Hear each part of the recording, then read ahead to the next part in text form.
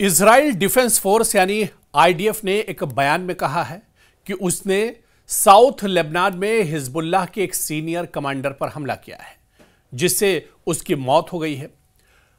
आपको बताते चलें कि बीते दिनों जारी बयान में कहा गया है कि हिजबुल्लाह के साउथ मोर्चे के हेडक्वार्टर के लॉजिस्टिक कमांडर अब्बास हसन कारकी, जो दिचड़ी लेबनान के नबाती इलाके में मारे गए हैं।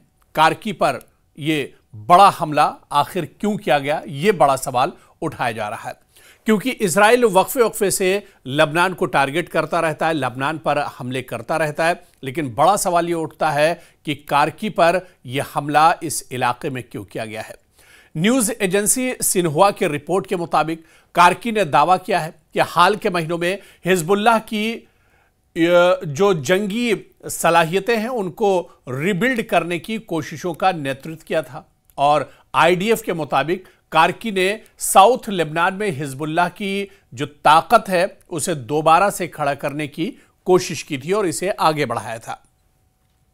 पिछले साल लड़ाई के दौरान तबाह हुए बुनियादी ढांचे को बहाल किया, वो तंजीम को और संगठन के फोर्ट स्ट्रक्चर को फिर से स्थापित करने और साउथ लेबनान में हथियारों के ट्रांसफर और स्टोरेज के मैनेजमेंट के लिए भी जिम्मेदार था। कार को निशाना बनाया गया। दरअसल एक कार को निशाना बनाया गया और लेबनान की नेशनल न्यूज एजेंसी ने बताया है कि शुक्रवार को साउथ लेबनान में एक सड़क पर एक गाड़ी को निशाना बनाकर इजरायली हवाई हमले में अब्बास हसन कारकी की मौत हो गई, और एक लेबनानी सुरक्षा सूत्र ने सिन्हुआ को कंफर्म किया है कि कारकी हिजबुल्लाह का एक अधिकारी था, हालांकि उसने कोई और जानकारी नहीं दी। लेबनान के मीडिया के मुताबिक कारकी साउथ मोर्चे के पूर्व चीफ अली कारकी के रिश्तेदार थे, जिनके पिछले साल हिजबुल्लाह के लंबे समय से वो नेता रहे थे और हसन नसरुल्लाह के साथ हत्या कर दी गई थी। तो इस हमले को भी दरअसल एक बड़ा हमला माना जा रहा है और इसे एक तरह से लेबनान हुकूमत के लिए, वहां की सरकार के लिए, सिक्योरिटी फोर्सेस के लिए एक बड़ा झटका माना जा रहा है। दरअसल 4 लोगों की मौत हुई है और इजराइल द्वारा लेबनान में हिजबुल्लाह के ठिकानों पर यह हमले करने के ऐलान के एक दिन बाद ये तमाम जानकारी निकलकर सामने आई है, जिसमें हथियारों का एक भंडार और एक ट्रेनिंग कैंप शामिल है। लेबनानी अधिकारियों ने बताया है कि एक बुजुर्ग महिला सहित 4 लोग इस हमले में मारे गए हैं।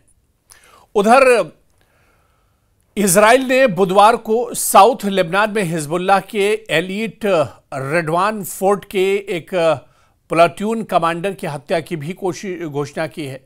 उस पर हथियार ले जाने और भविष्य के हमलों की योजना बनाने का दरअसल आरोप लगाया गया है, और दोनों ही मामलों में शुक्रवार की तरह इजराइल ने कहा कि लक्ष्य की मौजूदगी या कार्रवाई सीजफायर का उल्लंघन है। दरअसल हिजबुल्लाह और इजराइल के बीच सीजफायर 27 नवंबर 2024 से ही इफेक्टिव है, लागू है, जिसे गजा जंग के वजह से शुरू हुए जो लड़ाई शुरू हुई, इसे काफ़ी हद तक एक तरह से रोक लगाई गई। हालांकि इजरायली फौज हिजबुल्लाह के खतरों के खिलाफ लगातार कार्रवाई करती रही है और इसका हवाला देती रही है। लेबनान में कभी कभार हमले करती रहती है, जबकि लेबनानी सीमा पर 5 अहम ठिकानों पर इस तरह की सेना लगातार तैनात है। तो एक बार फिर से इजराइल ने यह बड़ा दावा किया है कि उसने लेबनान को एक बड़ा धचका दिया है, बड़ी चोट दी है, और आईडीएफ ने बाकायदा ये अपने बयान में कहा है कि साउथ लेबनान में हिजबुल्लाह के सीनियर कमांडर पर उसने हमला किया है और उसे मौत के घाट उतार दिया है।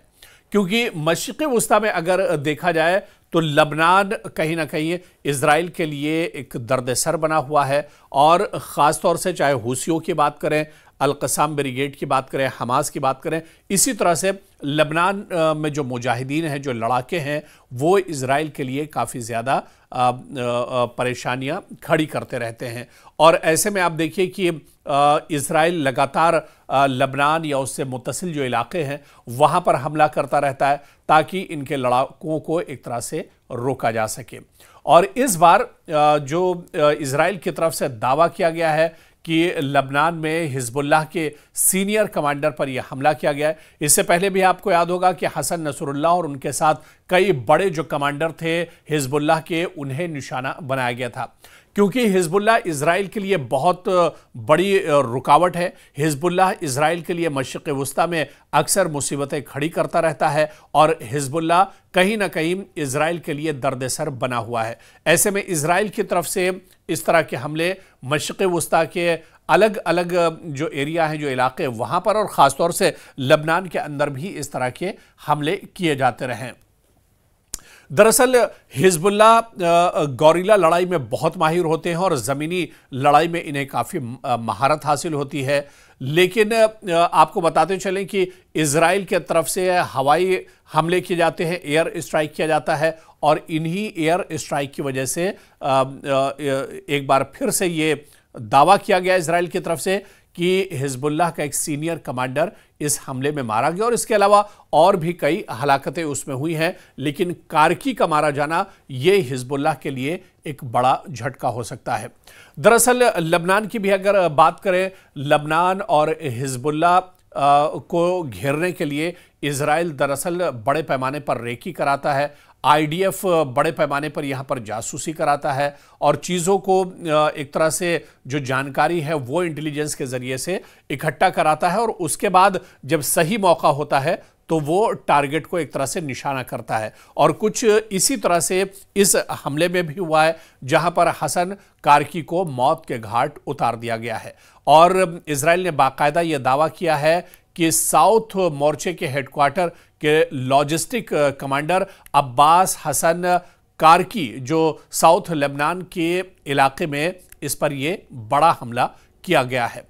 तो हिजबुल्लाह के लिए तो ये एक बड़ा झटका है। लेकिन जब जब इजराइल की तरफ से इस तरह की कार्रवाई होती रही है, हिजबुल्लाह लगातार इसका बदला लेता रहा है और हिजबुल्लाह की तरफ से इस तरह के हमले लगातार होते रहे। और जब इजराइल को इस तरह की कार्रवाई करता है तो हिजबुल्लाह की तरफ से इसका जवाबी कार्रवाई या पलटवार जरूर किया जाता है। और अब यहां से देखना यह बहुत अहम होगा कि मशरिक़ वुस्ता में जहां पर हालात अब कदरे बेहतर थे, गजा की जंग एक तरह से रुक चुकी थी, गजा में एक तरह से सीज़फायर हो चुका था, क्या वहां पर अब हालात एक बार फिर से खराब हो सकते हैं? क्या कारकी की मौत के बाद, हलाकत के बाद, जिस तरह से उन पर यह हमला किया गया है, उसके बाद हिजबुल्लाह अब कोई बड़ी कार्रवाई कर सकता है? हिजबुल्लाह इजराइल पर कोई बड़ा अटैक कर सकता है? क्योंकि हिजबुल्लाह ईरान जंग के बाद एक तरह से और ज़्यादा मजबूत हुआ है। बीच में हिजबुल्लाह ने इजराइल पर ताबड़तोड़ हमले शुरू किए थे, उसके बाद हिजबुल्लाह की तरफ से एक तरह से खामोशी थी। लेकिन क्या अब हिजबुल्लाह की यह खामोशी टूटेगी और मशरिक़ वुस्ता में जंग का एक नया दौर शुरू हो सकता है? क्योंकि इजराइल ने जिस तरह से यह हमला किया है, इस हमले का क्या बदला मुस्तकबिल में और आने वाले दिनों में हिजबुल्लाह एक तरह से लेगा, यह देखना भी अहम होगा।